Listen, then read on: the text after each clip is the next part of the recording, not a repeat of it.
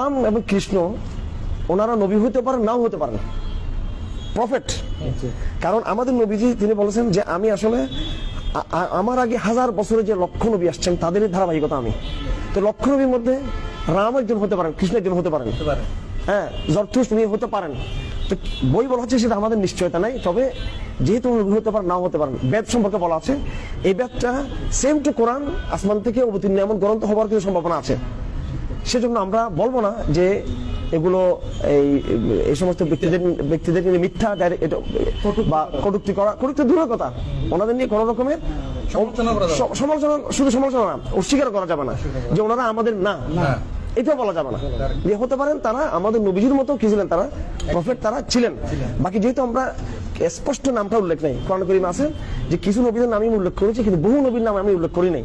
তো যেহেতু বহু নবীর নাম কোরআনে উল্লেখ করা হয়নি, কোরআন তো ছোট গ্রন্থ, এমন ওই উল্লেখ না করেন আমার মধ্যে ওনারাও কি থাকতে পারেন।